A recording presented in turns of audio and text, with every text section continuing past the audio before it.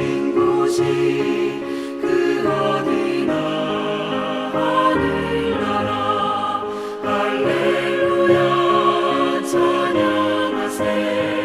내 모든 죄 사함받고 주 예수와 동행하니 그 어디나 하늘나라.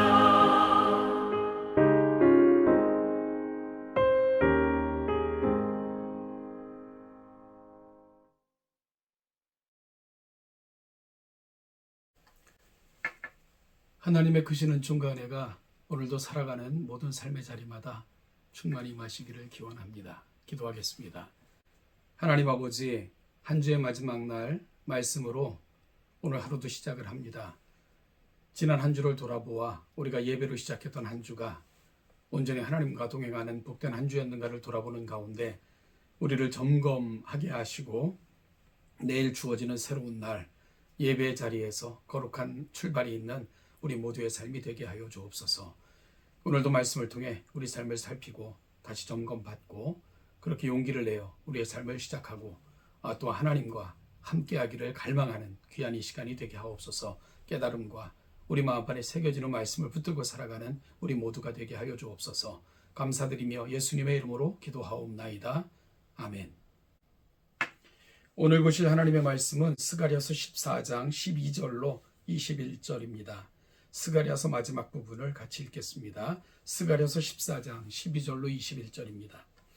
예루살렘을 친 모든 백성에게 여호와께서 내리실 재앙은 이러하니 곧 섰을 때에 그들의 살이 썩으며 그들의 눈동자가 눈 구멍 속에서 썩으며 그들의 혀가 입 속에서 썩을 것이요 그날에 여호와께서 그들을 크게 요란하게 하시리니 피차 손으로 붙잡으며 피차 손을 들어 칠 것이며 유다도 예루살렘에서 싸우리니 이때에 사방에 있는 이방 나라들의 보화 곧 금, 은과 의복이 심히 많이 모여질 것이요 또 말과 노새와 낙타와 나귀와 그 진에 있는 모든 가축에 미칠 재앙도 그 재앙과 같으리라.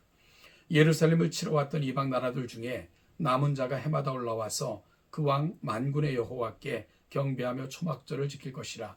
땅에 있는 족속들 중에 그 왕 만군의 여호와께 경배하러 예루살렘에 올라오지 아니한 자들에게는 비를 내리지 아니하실 것인즉 만일 애굽 족속이 올라오지 아니할 때에는 비 내림이 있지 아니하리니 여호와께서 초막절을 지키러 올라오지 아니하는 이방 나라들의 사람을 치시는 재앙을 그에게 내리실 것이라. 애굽 사람이나 이방 나라 사람이나 초막절을 지키러 올라오지 아니하는 자가 받을 벌이 그러하니라. 그날에는 말 방울에까지 여호와께 성결이라 기록될 것이라. 여호와의 전에 있는 모든 소치 제단 앞 주발과 다름이 없을 것이니 예루살렘과 유다의 모든 소치 만군의 여호와의 성물이 될 것인즉 제사 드리는 자가 와서 이 솥을 가져다가 그것으로 고기를 삼으리라. 그날에는 만군의 여호와의 전에 가나안 사람이 다시 있지 아니하리라. 아멘. 세상 모든 일에는 명암이 있습니다. 밝은 면과 어두운 면이 존재한다는 말입니다. 어떤 사건이 누군가에게는 엄청난 아픔이고 좌절이고 실패이지만 다른 누군가에게는 기쁨이고 행복이고 승리이기도 합니다. 오늘 본문을 읽고 있으면 여호와의 날도 그럴 것이라고 말씀하십니다. 오늘 본문에는 무시무시한 저주가 흐르고 있습니다. 생각만 해도 소름이 끼칩니다. 그런데 그 재앙의 대상이 누구입니까?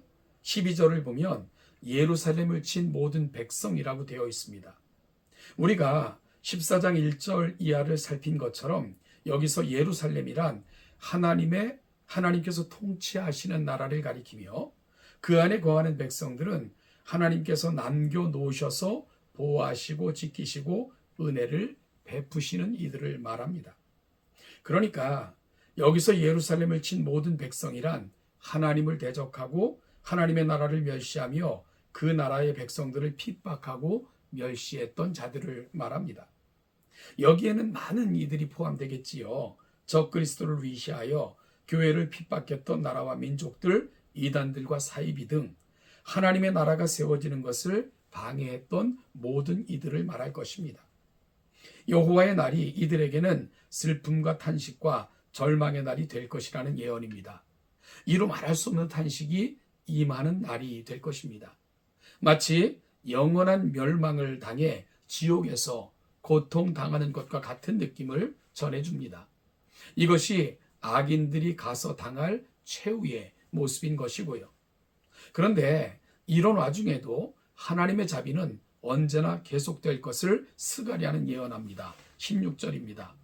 예루살렘을 치러 왔던 이방 나라 중에 남은 자가 해마다 올라와서 그 왕 만군의 여호와께 경배하며 초막절을 지킬 것이라고 합니다. 이는 이방인이라도 하나님께로 돌아와서 경배하면 하나님의 긍휼과 자비와 구원을 받게 될 것을 말씀하십니다.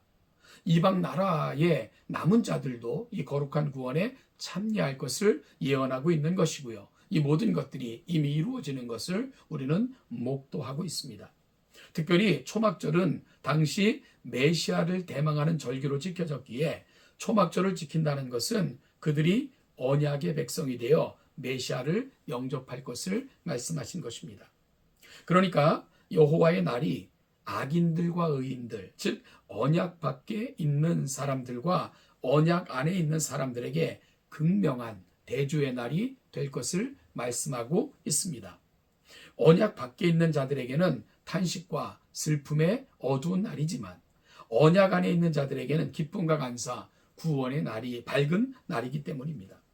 이제 20절, 21절에서는 여호와께서 승리하시고 열방이 여호와를 예배하는 그날의 모습을 그리고 있습니다. 한마디로 표현하면 거룩한 일상이 되다입니다. 그날에는 말 방울에까지 여호와께 성결이라 기록될 것이며 여호와의 전에 있는 모든 솥이 만군의 여호와의 성물이 될 것이라고 말씀하십니다.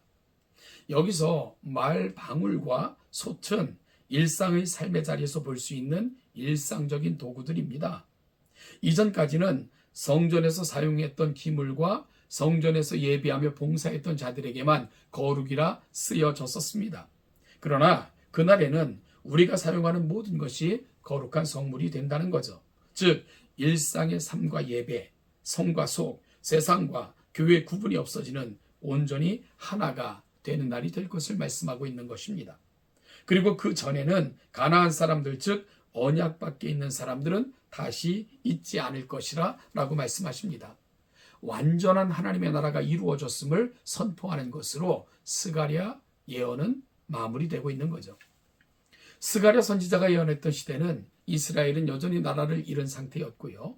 백성들은 흩어져 살아가던 시대였습니다. 천신만고 끝에 하나님의 은혜로 고국에 돌아와 비록 성전은 지었지만 언제 다시 고난과 슬픔이 찾아올지 몰라 전전긍긍했던 시대였습니다. 끊임없는 열강의 틈바구니 속에서 신음했던 시대였습니다.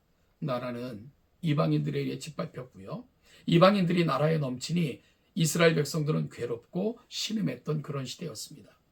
이런 시대에 스가랴는 회복을 선포하고 있습니다.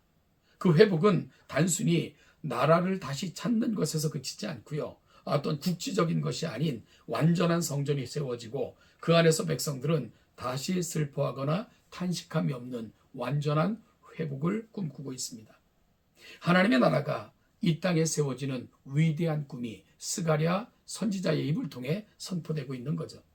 그날에는 오직 하나님의 백성들만이 기쁨의 샘에서 생명의 샘을 기를 것이고 온전한 감사와 기쁨의 노래가 흘러나올 것입니다. 오늘을 살아가는 하나님의 백성들에게 얼마나 큰 위로가 되는 말씀인지 모릅니다.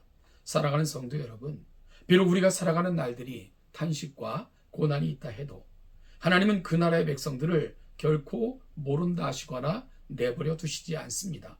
왕이 되셔서 그 나라를 온전히 세우실 뿐만 아니라 그 나라에 다시금 내 나라 백성들을 해하거나 어찌할 줄 못하게끔 이방인들이 기웃거리지 못하도록 만들어내시겠다 말씀하십니다. 하나님의 온전한 통치가 임하는 것을 말씀하고 있는 거죠. 왕이 되셔서 그 나라를 세우시고 그 나라 백성들을 보호하시는 우리의 진정한 왕이 되신 그 하나님, 그 하나님께서 오늘부터 영원까지 저와 여러분들을 지키시고 인도하시며 보호하실 것입니다.